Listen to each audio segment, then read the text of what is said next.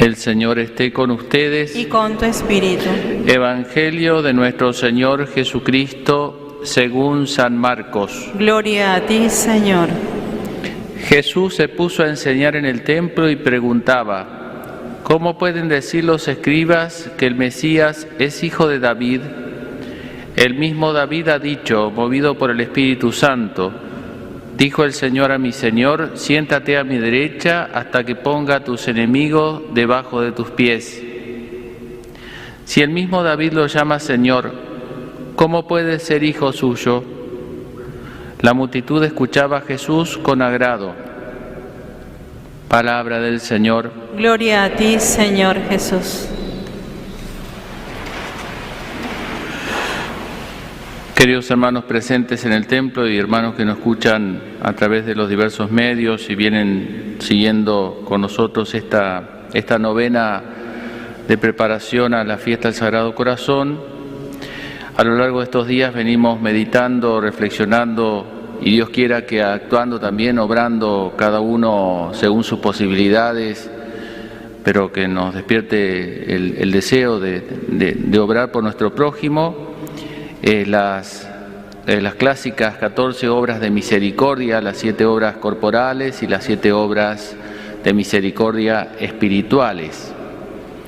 Y usamos como cuadro justamente un cuadro de Rembrandt, una pintura que evoca la parábola llamada del Hijo Pródigo, la del Padre Misericordioso, el regreso del Hijo menor a la casa del Padre. Ayer meditábamos la obra de misericordia, las dos, una corporal y una espiritual, enseñar al que no sabe y dar de comer al hambriento. Decíamos que enseñar es como dar de comer y aprender es como tener apetito. Y para enseñar decíamos que primero hace falta aprender a escuchar la naturaleza, Dios que nos habla a través de la naturaleza, a través de la ciencia, a través de nuestra fe, particularmente la Sagrada Escritura, y en nuestra conciencia, ¿no es cierto?, que Dios nos habla en el interior de nuestro corazón con el Espíritu Santo que se nos ha dado. Hoy vamos a ver la obra misericordia espiritual, que es dar consejo al que lo necesita, y la obra corporal, que es dar de beber al sediento. Por supuesto que no es necesario que uno practique cada una de las obras consideradas materialmente, sino algunas de ellas.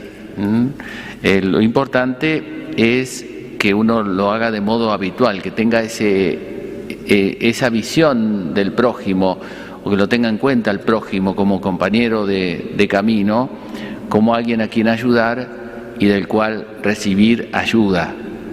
Es muy importante porque esto nos ubica a nosotros, según cómo juzgamos, miramos al prójimo, nos ubica dónde nos ubicamos, si nos ponemos en el lugar de Dios, si nos ponemos en qué lugar nos ponemos, ¿no? La necesidad del consejo de los demás, bueno, es una necesidad, y diría que es más necesidad todavía, siguiendo con la analogía de ayer, la semejanza de ayer era enseñar es como comer, o como el alimento, ¿no es cierto?, como dar de comer, y dar consejos como dar de beber. Y vieron que es más necesario el líquido que la comida, ¿no? Así también, ¿no? Uno puede no aprender, pero el consejo es más necesario que aprender, porque el aprender estamos todavía en un nivel más abstracto. En cambio, el consejo es la acupuntura, digamos, es ahí, exacto, ¿no? Es para esta persona, es una verdad bajada a esta persona. El consejo tiene ese aspecto de concreto, ¿no? Mientras el aprender por ahí puede volverse abstracto, que puede decirnos algo, puede no decirnos nada. Y tenemos necesidad de eso porque necesitamos objetivarnos nosotros. ¿Vieron? Si yo, por ejemplo, este reloj, en una clase, bueno, ¿qué va a hacer? Las imágenes son la especialidad de la casa, pero yo lo tengo aquí al reloj. Para mí acá no saben, es imposible que lo dimensionen en su justa medida. En cambio ustedes lo van a ver con total claridad de afuera, cuál es la medida exacta que tiene esto. No tenemos distancia focal de nosotros mismos, ¿no? ¿Vieron? ¿Qué sé yo? Yo no veo mi nariz, por ejemplo, ¿no? Cosa bastante grave, pero porque ya me acostumbré tanto que no la veo. Ustedes supongo que sí, si no la ven tienen que ir al oculista, ¿no? Pero porque no tenemos distancia focal de nosotros mismos, nos acostumbramos a algunas cosas. A mí me llama la atención en el ejercicio sacerdotal con qué claridad yo veo los problemas de los demás, ¿no? Y cuando me toca a mí, no estoy perdido como Adán en el Día de la Madre, ¿no? Necesito que otro me diga. Es más, a veces me río de mí mismo interiormente, no de la persona que viene, ¿no? Porque cuando aconsejo algo, me viene como un rebote que me dice, eso es lo que vos tenés que hacer vos. Tan simple es todo. Por eso necesitamos el consejo de los demás. Es una necesidad. Eso es lo primero que podemos decir, porque nos ayuda a objetivarnos, a ser más objetivos, a ser más realistas. Dar el consejo supone saber, ¿no es cierto?, y querer a la persona a la cual uno da consejo, ¿no? Si uno no sabe, es un necio al dar consejo, y es un necio el que lo escucha también. Un ciego que guía a otro ciego, dice la Escritura, van los dos al mismo pozo. No es que cae solamente el que conduce o el que guía, los dos van al mismo pozo. Entonces se supone que para dar consejo uno tiene que saber de eso, ¿no? Al menos lo suficiente como para dar ese consejo. Si no sabe, no se puede dar el consejo. Como yo le puedo aconsejar a alguien, che, operate de tal cosa. No, yo no soy médico, yo no puedo aconsejar eso. Saber y amar a la persona, porque el amor hace que ese consejo sea desinteresado. Por eso los mejores consejos suelen ser de los amigos, de nuestros padres, que se pueden equivocar, ¿no? Porque el que te aconsejo se puede equivocar, todos nos podemos equivocar. El que obra también, o sea, es parte de la naturaleza humana poder equivocarse. Pero las personas que nos quieren bien son las que mejor nos van a aconsejar en ese sentido, porque buscan más nuestro bien, ¿no es cierto? Entonces dar consejo supone saber y amar a la persona, ¿no? O sea, uno no lo da por bronca, como después hablaremos cuando hablamos de corregir al que se equivoca, ¿no es cierto? Supone amor, no ira o no por envidia o por bronca, sino por amor. Y por parte de quien recibe el consejo, ¿no? Por parte de quien recibe el consejo, supone tener sed, ¿no es cierto? Desear recibirlo y sobre todo supone confianza. Supone confianza, porque no es algo que pueda adquirir él por sí mismo. Bueno, las cosas que uno puede adquirir, hacer por sí mismo, las tiene que hacer por sí mismo. No hay que esperar de los demás lo que nosotros podemos hacer. Lo que podemos hacer hay que hacerlo nosotros. Esperamos lo que no podemos hacer. Entonces, lo que uno sabe lo hace, pero hay temas que uno necesita consejo, necesita que de fuera lo objetiven, le digan a ver si los razonamientos de uno, si los pensamientos de uno, si las decisiones de uno son las adecuadas. Entonces supone hacer un salto de confianza, ¿no? Y por eso supone que uno se deja aconsejar por quien tiene la suficiente autoridad para darme el consejo. Había un graffiti en Buenos Aires que decía, muy bueno, ¿no? La confusión es clarísima, ¿no? Porque realmente es un mundo, hay mucha confusión. Y aún entre nosotros, ¿no? Entre los cristianos, entre los católicos. No sé, estas son ideas de uno, ¿no? Pero a mí me parece que sabe por qué hay mucha confusión. Porque escuchamos todos los consejos. Si yo tengo un problema, por ejemplo en el plano médico, ¿no? Tenía problema de la vesícula, piedra en la vesícula. Uno me decía, tómate esto, otro, tomate esto, otro. Vieron los que aparecen con eso. Yo les desconfío a esos medicamentos. Eso más o menos son como los adivinos. Si vieron, si existieran los adivinos, no sería pobre el adivino, ¿no? Tirame el número del 15 si sos adivino. No existe eso. Y en esto es lo mismo, lo que encuentran esos que esto soluciona todo y no habría enfermedades ni muerte en el mundo. Es más complejo el mundo, ¿no? Pero bueno, digo que si uno se pone a escuchar todos los consejos, y este le dice, operate, pues no, este no te operé, no, este operate acá, no, este operate en San Rafael, porque no, este se vuelve loco. Se vuelve loco. Eso es la confusión que hay. Que todo el mundo da consejo u opina de cosas que no conoce, ¿no? Incluyo el mundo celular, ¿no? El mundo virtual. Y nosotros por ahí escuchamos todo, sin discriminar, bueno, este tiene autoridad, este sabe algo. Por eso estamos mareados. Es muy simple. Usted va caminando por un lugar y escucha una voz que dice, no por acá, no por acá. Termina mareado.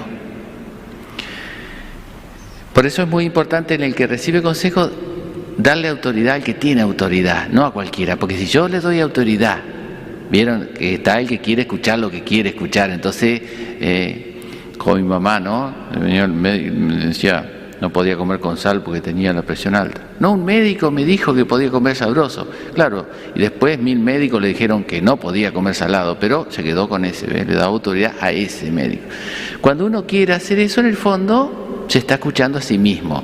Busca a la persona que le diga lo que uno quiere que le diga. Eso no es escuchar consejos, eso es escucharse a sí mismo. Esto es darle autoridad al que tiene autoridad objetivamente, no al que uno le parece. Porque si usted le da autoridad al que uno le parece, entonces en el fondo la autoridad es uno, ¿no? Bueno, parece mentira, ¿no? Pero cuesta mucho escuchar consejos, ¿eh? Yo a veces como sacerdote, la especialidad de la casa es dar consejo. No digo que las personas tienen que hacer automáticamente lo que uno le aconseja, porque la persona es libre y es el responsable de sus actos. Yo no soy responsable de los actos de la persona, cada uno de nosotros es responsable de sus propios actos. Pero al menos escúchelo, téngalo en cuenta, sopéselo. Yo no sé calcular, sacar cuentas, pero de todos los consejos que uno da en otros lugares, por supuesto no acá en Alvear, en otros lugares que uno ha estado, ¿no? Pero, no sé, un pequeño porcentaje escucha. La mayoría no escucha. Parece mentira lo que digo, ¿no? Pero no escucha el consejo. No lo sopesa. No digo que me tenga que, ya digo, hacer caso en todo porque ahí está la libertad humana. Pero no. Uno ve que después la persona, y ojo, a mí me pasa lo mismo, de todos los consejos que escucho, porque está el juicio propio recontrarraigado, la soberbia y mientras más tenemos libros en la cabeza, peor es. Porque más autosuficientes nos vamos a creer, porque más razones vamos a tener para hacer lo que queremos nosotros hacer, ¿no? Peor es. A veces el ignorante es más obediente, es más dócil, porque es ignorante. El que sabe va, se piensa que sabe todo y es más duro de escuchar consejo. Bueno, para terminar, quería proponerles el cuadro que venimos diciendo de Rembrandt. Creo que lo tomo a la cámara acá porque estábamos con unos problemas. Ayer parecía que hacía magia, yo ahí aparecía, desaparecía ahí sentado en la sede. Algunos pensaría que David Copperfield no se estaba dirigiendo, pero no es magia, no existe eso. Es la tecnología. Se mete por ahí un demonio técnico que hay que exorcizar. Bueno, el cuento es que este cuadro de Rembrandt, que presenta el regreso del hijo pródigo, presenta muy bien esto, y yo me imaginaba el padre de la parábola, porque a la parábola hay que darle vida, ¿vieron? La parábola es algo vivo, el cuadro es algo estático, pero si uno lo sabe leer, dice muchas cosas. Le tiene que haber aconsejado a su hijo antes que su hijo menor se fuera de la casa. Lo tiene que haber aconsejado. No solo le repartió la herencia. Un buen padre no solo, digamos, da cosas materiales. Un buen padre sabe que da una herencia que no es lo material. La herencia mejor que recibimos es lo espiritual. Y uno dice, pero... Y el otro, por supuesto, como buen joven, no me tiren con nada, como buen adolescente no hizo caso. Hizo lo que él quiso. Entonces uno dice, ¿para qué sirve dar consejo? Por eso sirve dar consejo, porque ese que no hizo caso, por eso uno siempre tiene que dar el consejo, ¿no? y a las personas que corresponden. No hay que meterse en cosas que uno no, pero los padres con sus hijos, a nosotros con ustedes, digamos, lo que Dios ha puesto en nuestro camino, nuestro prójimo, es preferible hablar que callar, por principio, ¿no? En general. Y saber dar un consejo. A veces la persona no lo escucha, como este hijo menor, no lo escuchó, pero le sirvió, porque después, cuando pasó lo que el padre le dijo que iba a pasar, ahí pudo recapacitar. Es decir, cuando los padres le transmiten la fe a sus hijos, valores y demás, no significa, porque los hijos son libres, no son computadoras programadas que van a hacer solamente eso, son libres y esa libertad se puede usar mal. Pero la diferencia entre el hijo que recibe o la persona que recibe consejo y el que no lo recibe, es el que recibe algo, tiene a dónde volver. El que no recibe nada, ¿cómo volver si no conoce el camino por el que se fue? ¿No? ¿Cómo volver? Esa es la diferencia. Bueno, por eso no hay que callarse. Yo pensaba, un buen consejo salva vidas. Vieron a veces en el tema del aborto, un buen consejo de una persona salva una vida, ¿no? Pero ya digo, uno lo da para ayudar al prójimo, ¿no? Viendo en el prójimo un hermano, un hijo del mismo padre. Bueno, esa gracia le pedimos a la Virgen. La Madre Teresa, uniendo el dar consejo con la sed, justamente un día ve un prójimo tirado, un moribundo, y escuchó en su interior, tengo sed, ¿no? Que es una de las frases que ella tiene, tengo sed, como que Jesús le decía que tenía sed en ese, sed de amor, ¿no es cierto?, sed de comprensión, sed de ayuda también, pues estaba muriendo en la calle, tengo sed. Bueno, ojalá sepamos escuchar en los demás esa voz de Dios y ya digo, antes de juzgarnos, sobre todo con dureza o de criticarnos, cosa que no sirve para nada en el fondo, ¿no? Si uno se pone a pensar no sirve, es mejor buscar ayudarnos, ¿no? Porque ustedes necesitan que yo les dé un consejo y yo necesito que ustedes me den un consejo. Todos necesitamos de todo, no existe ningún autosuficiente, ¿no? Nadie es autosuficiente, ¿no? Bueno, le pedimos esa gracia a la Virgen.